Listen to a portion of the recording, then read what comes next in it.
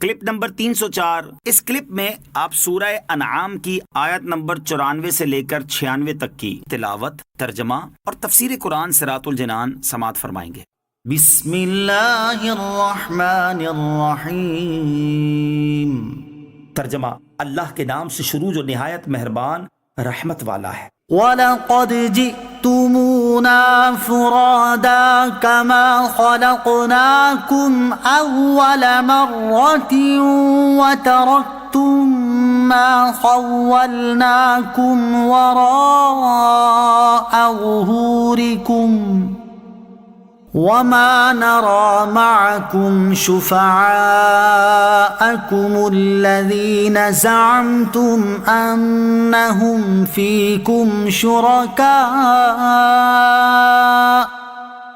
لَقَد تَّقَطَّعَ بَيْنَكُمْ وَضَلَّ عَنكُم مَّا كُنتُمْ تَزْعُمُونَ۔ ترجمہ: اور بے شک تم ہمارے پاس اکیلے آئے جیسا ہم نے تمہیں پہلی مرتبہ پیدا کیا تھا، اور تم اپنے پیچھے وہ سب مال و متاع چھوڑ آئے جو ہم نے تمہیں دیا تھا، اور آج ہم تمہارے ساتھ تمہارے ان سفارشیوں کو نہیں دیکھتے جنہیں تم گمان کرتے تھے کہ وہ تم میں ہمارے شریک ہیں۔ بے شک تمہارے درمیان جدائی ہو گئی اور تم سے وہ غائب ہو گئے جن کے معبود ہونے کا تم دعویٰ کرتے تھے۔ وَلَقَدْ جِئْتُمُونَا فُرَادَىٰ، اور تم ہمارے پاس اکیلے آئے۔ گزشتہ آیت میں کافروں کی موت کے احوال بیان ہوئے تھے، اور اس آیت میں قیامت کے احوال کا بیان ہے۔ چنانچہ ارشاد فرمایا کہ قیامت کے دن ان کافروں سے کہا جائے گا، بے شک تم ہمارے پاس حساب و جزا کے لیے ایسے اکیلے آئے جیسے ہم نے تمہیں پہلی بار پیدا کیا تھا۔ نہ تمہارے ساتھ مال ہے، نہ جاہ، نہ اولاد، جن کی محبت میں تم عمر بھر گرفتار رہے، اور نہ بت جنہیں پوچھتے رہے۔ آج ان میں سے کوئی تمہارے کام نہ آیا، بلکہ تم وہ سب مال و متاع اپنے پیچھے چھوڑ آئے جو ہم نے تمہیں دیا تھا، اور آج ہم تمہارے ساتھ تمہارے ان سفارشیوں کو نہیں دیکھتے جنہیں تم گمان کرتے تھے کہ وہ تمہارے عبادت کرنے میں ہمارے شریک ہیں۔ بے شک تمہارے درمیان جدائی ہو گئی اور تم سے وہ بت غائب ہو گئے جن کے معبود ہونے کا تم دعویٰ کرتے تھے۔ ان اللہ فالق الحب والنوى يخرج الحي من المیت ومخرج المیت من الحی ذلكم اللہ فأنا تؤفکون۔ ترجمہ: بے شک اللہ دانے اور گٹھلی کو چیرنے والا ہے، زندہ کو مردہ سے نکالنے اور مردہ کو زندہ سے نکالنے والا ہے۔ یہ اللہ ہے تو تم کہاں پھرے جاتے ہو؟ فالق الحب، دانے کو چیرنے والا۔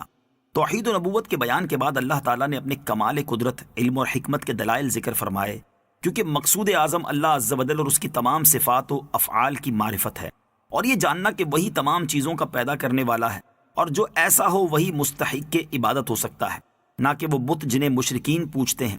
خشک دانہ اور گٹلی کو چیر کر ان سے سبزہ اور درخت پیدا کرنا، اور ایسی سنگ لاخ زمینوں میں ان کے نرم ریشوں کو جاری کر دینا جہاں آہنی میخ بھی کام نہ کر سکے، اس کی قدرت کے کیسے عجائبات ہیں۔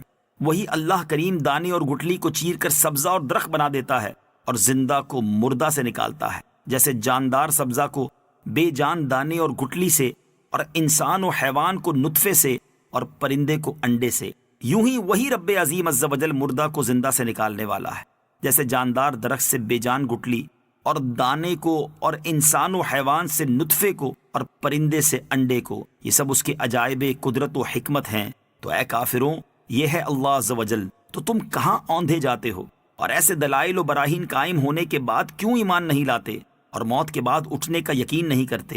اور غور کرو کہ جو بے جان نطفے سے جاندار حیوان کو پیدا کرتا ہے، اس کی قدرت سے مردہ کو زندہ کرنا کیا بعید ہے۔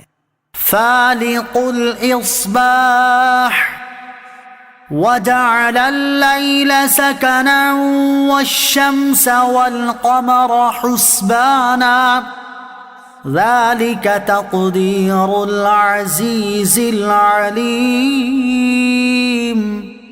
ترجمہ: وہ تاریکی کو چاک کر کے صبح نکالنے والا ہے، اور اس نے رات کو آرام کا ذریعہ بنایا، اور اس نے سورج اور چاند کو اوقات کے حساب کا ذریعہ بنایا۔ یہ زبردست علم والے کا مقرر کیا ہوا اندازہ ہے۔ فالق الاصباح، تاریکی کو چاک کر کے صبح نکالنے والا۔